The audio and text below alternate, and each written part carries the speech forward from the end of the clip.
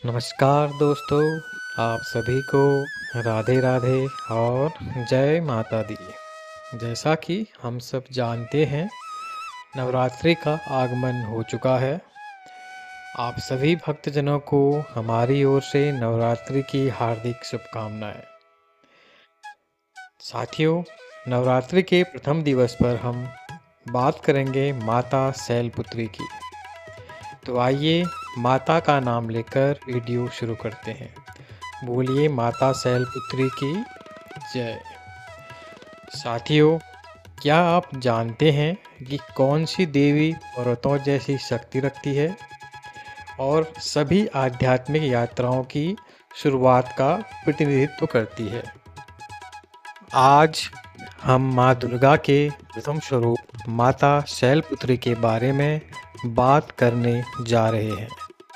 नवरात्रि के पहले दिन उनकी पूजा की जाती है और उनकी कथा अच्छे ढंग से आपके हृदय को भक्ति से भर देगी। अगर आप माता शैलपुत्री की पूरी कथा जानना चाहते हैं और उनकी पूजा का सही तरीका सीखना चाहते हैं, तो यह वीडियो खास आपके लिए बनाया गया है।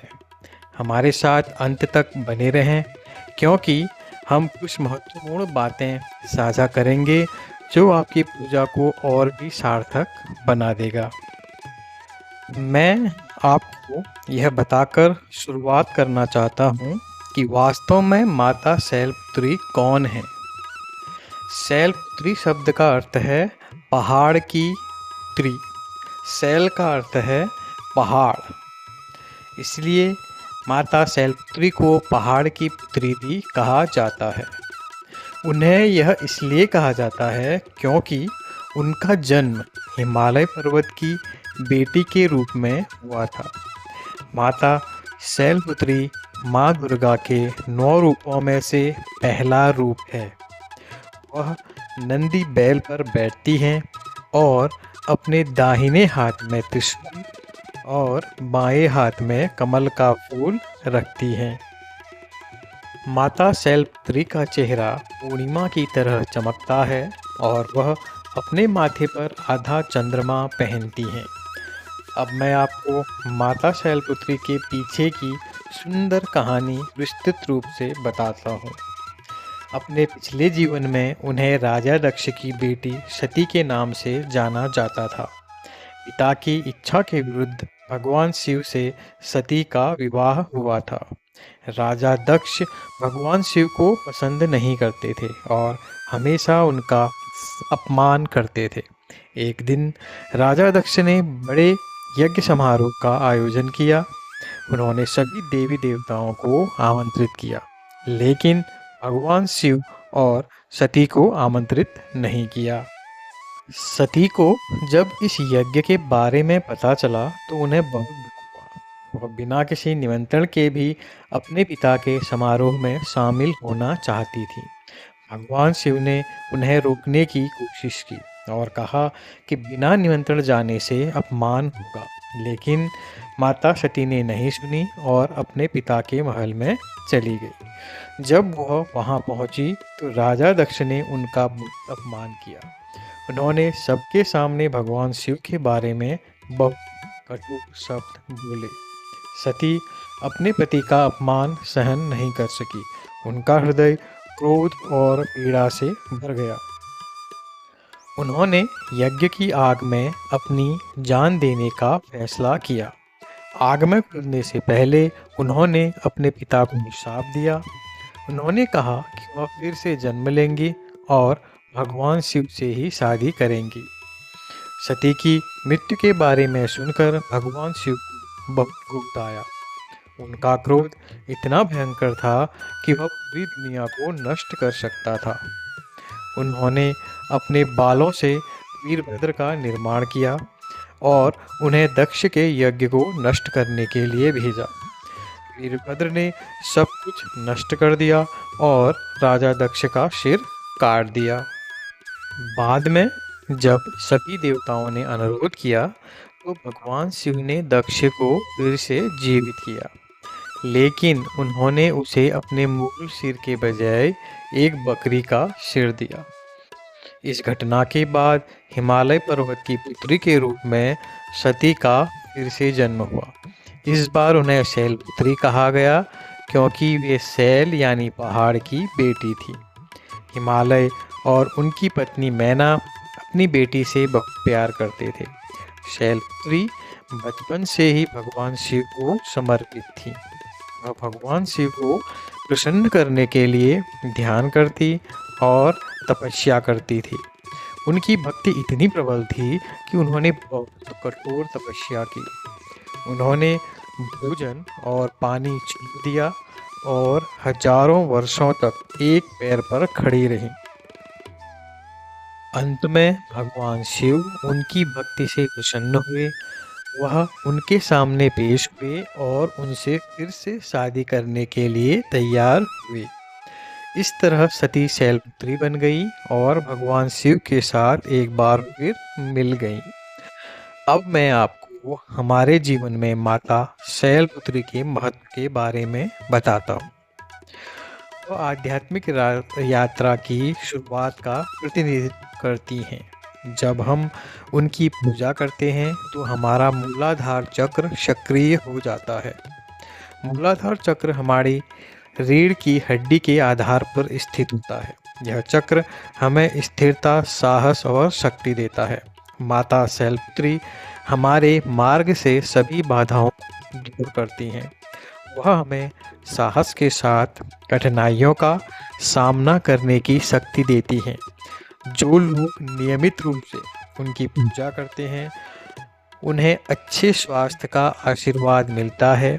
माता शैलपुत्री हमें नकारात्मक ऊर्जाओं और बुरी ताकतों से बचाती हैं। उनकी पूजा करने वाले छात्र अपनी पढ़ाई में सफलता प्राप्त करते हैं। माता शैलपुत्री हमारे मन को शांत और केंद्रित करने में मदद करती हैं। शादीशुदा जोड़ों को अपने रिश्ते में खुशी और शांति मिलती है। जो लोग आर्थिक समस्याओं का सामना कर रहे हैं उन्हें उनकी पूजा करने से राहत मिलती है। यह विशेष रूप से उन लोगों के लिए सहायक है जो जीवन में कुछ नया शुरू कर रहे हैं। अब मैं आपको माता शैलपुत्री की पूजा करने का सही तरीका बताता हूँ। नवरात्रि का पहला दिन माता शैलपुत्री को समर्पित है, लेकिन आप किसी भी दिन पूरी भक्ति के साथ उनकी पूजा कर सकते हैं। सुबह जल्दी उठकर स्नान करें, साफ सफ़ेद या लाल रंग के कपड़े पहनें। सफ़ेद रंग शांति का प्रतीक है और लाल रंग शक्ति का प्रतीक है। अपने घर में पूजा के लिए एक साफ जगह बनाएं। साफ कपड़े पर माता शैलपुत्री की तस्वीर या मूर्ति रखें।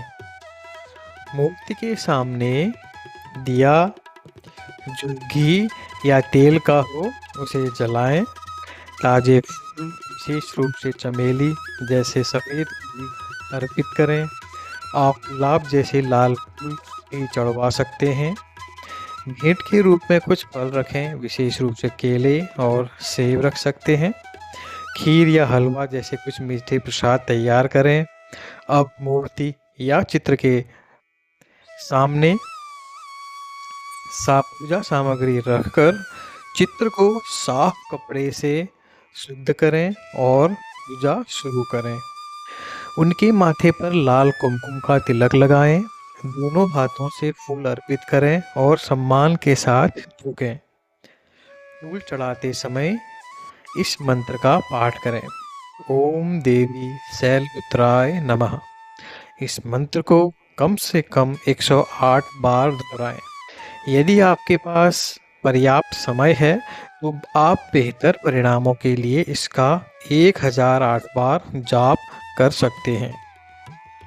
मंत्रों का जाप करने के बाद माता शैलपुत्री की आरती करें। सबसे लोकप्रिय आरती जो प्रचलित है वह गाएं। आरती गाते समय घंटी बजाएं और दिए को गोलाकार गति से हिलाएं। आरती के बाद चुपचाप बैठें। शांत चित्त से माता शैलपुत्री का ध्यान करें। नंदी बैल पर बैठे उनके सुंदर रूप के बारे में सोचें। कल्पना कीजिए कि वह आपको एक हाथ में त्रिशूल और दूसरे में कमल के साथ आशीर्वाद देती हैं। अच्छे स्वास्थ्य, खुशी और सफलता के लिए उनका आशीर्वाद लें। अपने परिवार और प्रियजनों के कल्याण के लिए प्रार्थना करें। अंत में परिवार के सदस्यों के बीच प्रसाद वितरित करें। सुनिश्चित करें कि सभी को धन्य भोजन का एक हिस्सा मिले। यह माता शैलपुत्री की मूल पूजा विधि को पूरा करता है। मैं आपको कुछ विशेष चीज़ें भी बताता हूँ जो आप बेहतर परिणामों के लिए कर सकते हैं। मंगलवार को माता शैलपुत्री की पूजा अधिक शक्तिशाली हो जाती है। मंगलवार भगवान हनुमान और माँ दुर्गा को समर्पित है। यदि आप इस दिन उपवास कर सकते हैं तो यह आपकी पूजा को और अधिक प्रभावी बना देगा। व्रत के दौरान आप फल, दूध व मेवे भी खा सकते हैं। अनाज, सब्जियों और मांसाहारी भोजन के सेवन से बचना चाहिए। यदि आपका स्वास्थ्य अनुमति देता है तो आप पूर्ण जल उपवास भी कर सकते हैं, लेकिन याद रखें उपवास आपके स्वास्थ्य को नुकसान नहीं पहुंचाना चाहिए।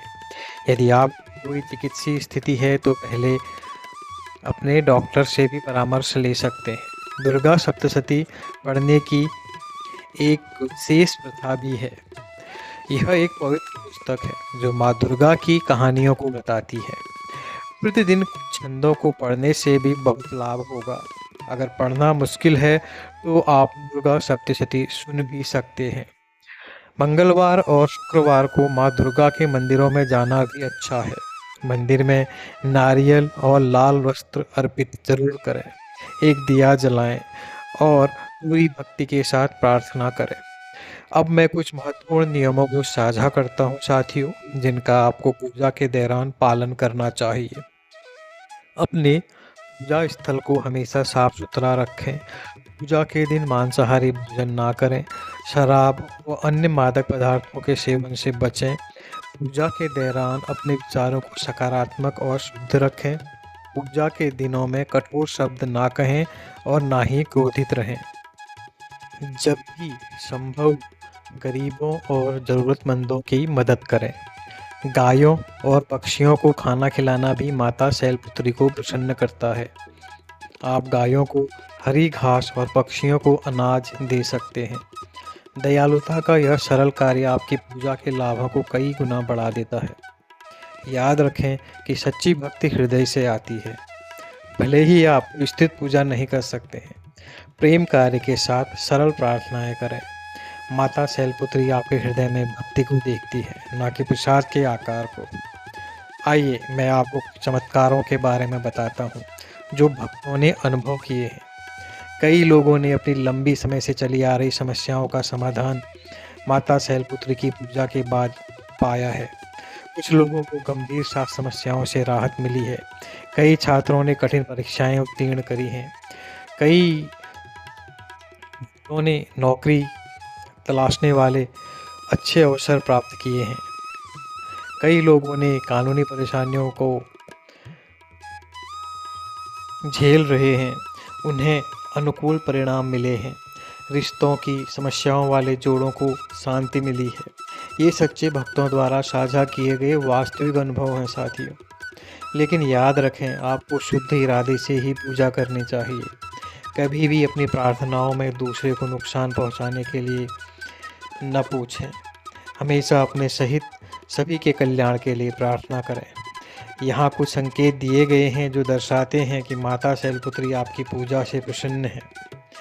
आपकी आंतरिक शांति और शांति ऐसा अनुभव करेंगे जैसे आपको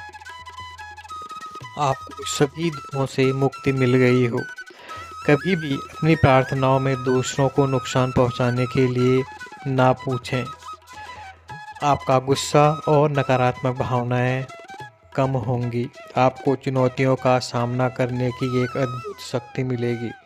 लोग आपका अधिक सम्मान करने लगेंगे। धीरे धीरे आपकी सेहत में सुधार होगा। आपको अपनी समस्याओं का समाधान आसानी से मिल जाएगा। आपके पारिवारिक संबंध बेहतर होंगे। आप आध्यात्मिकता से अधिक जुड़ा हुआ महसूस करेंगे। पहाड़ों या पहाड़ों या बैलों के सपने भी माता शैलपुत्री के आशीर्वाद के अच्छे संकेत हैं। कुछ भक्त अपने सपनों में माता शैलपुत्री को भी देखते हैं। यदि इनमें से कोई भी संकेत दिखाई देता है तो अधिक भक्ति के साथ अपनी पूजा जारी रखें। मैं आपको यह भी बता दूं कि आपको विशेष रूप से माता शैलपुत्री की पूजा कब करनी चाहिए। नवरात्रि त्योहार के दौरान उनकी पूजा अधिकतम लाभ लाती है। नवरात्रि का पहला दिन उनकी पूजा के लिए सबसे महत्वपूर्ण है। सावन का महीना भी उनकी पूजा के लिए बहुत ही शुभ है। श्रावण मास के प्रत्येक मंगलवार का भी विशेष महत्व है। दुर्गा पूजा उत्सव के दौरान उनकी पूजा अत्यधिक लाभदायक होती है। यदि आप कोई नया व्यवसाय या नौकरी शुरू कर रहे हैं तो पहले उनकी पूजा करें। नया घर या वाहन खरीदने से पहले उनका आशीर्वाद लें। छात्रों को महत्वपूर्ण परीक्षाओं से पहले उनकी पूजा करनी चाहिए। सुखी जीवन के लिए जोड़ों को शादी से पहले उसकी पूजा करनी चाहिए। गर्भवती महिलाएं सुरक्षित प्रसव के लिए उनकी पूजा कर सकती हैं। स्वास्थ्य समस्याओं का सामना कर रहे लोगों को नियमित रूप से उनकी पूजा करनी चाहिए। पारिवारिक विवादों से निपटने वालों को उसकी मदद लेनी चाहिए। अब मैं एक सुंदर प्रार्थना साझा करना चाहता हूँ जिसे आप पढ़ सकते हैं। आप माता शैलपुत्री की प्रार्थना के समय ध्यान करें। हे माता शैलपुत्री, तुम पहाड़ों की बेटी हो। आप कमज़ोरों को शक्ति देते हैं और निराश होने की आशा रखते हैं। कृपया मुझे साहस और बुद्धि का आशीर्वाद दें। मेरे रास्ते से सभी बाधाओं को हटा दें। मेरे मन को शांति और मेरे शरीर को स्वास्थ्य प्रदान करें। मेरे परिवार को खुशी और समृद्धि का आशीर्वाद दें। सत्य और धार्मिकता के मार्ग पर चलने में मेरी सहायता करें। मेरे जीवन को भक्ति और प्रेम से भर दें। मैं अपने आप को आपके दिव्य चरणों में समर्पित करता हूँ। कृपया मेरी प्रार्थनाओं को स्वीकार करें और मेरी इच्छाओं को पूरी करें। यह प्रार्थना हृदय से आती है और माता शैलपुत्री निश्चित रूप से इन्हें सुनती है। याद रखें, उपासना में निरंतरता है। कुंजी दिव्य माँ के साथ नियमित संबंध बनाए रखना है। वह ज़रूरत के समय अपने भक्तों की मदद करने के लिए हमेशा तैयार रहती हैं। बस सच्चे समर्पण के साथ उनका नाम पुकारें, वह अवश्य जवाब देंगी। दोस्तों, आज हमने माता शैलपुत्री के महत्व, कथा और पूजा विधि के बारे में सीखा। वह सिर्फ देवी ही नहीं है बल्कि एक प्यारी माँ हैं जो अपने सभी बच्चों की देखभाल करती हैं। उनकी कहानी हमें सिखाती है कि सच्चा प्यार और भक्ति हमेशा अंत में जीतती है। आज ही से उनकी पूजा करना शुरू करें और अपने जीवन में सकारात्मकता का बदलाव देखें। अगर आपको यह वीडियो मददगार लगा तो कृपया इसे पसंद करें, लाइक, शेयर और सब्सक्राइब अवश्य करें। इस वीडियो को अपने परिवार और दोस्तों के साथ साझा करें ताकि उन्हें भी ये आशीर्वाद मिल सके। नीचे कमेंट बॉक्स में टिप्पणी करें और हमें माता शैलपुत्री के साथ अपने अनुभवों के बारे में बताएं। देवी देवताओं के बारे में अधिक वीडियो के लिए हमारे चैनल को सब्सक्राइब ज़रूर करें। घंटी के प्रतीक पर घंटी बजाएं ताकि आप हमारे नए वीडियो को कभी न छोड़ें। माता शैलपुत्री आप सभी को सुख, स्वास्थ्य और सफलता का आशीर्वाद दिए। बोलिए माता शैलपुत्री की जय। जय माता दी। धन्यवाद।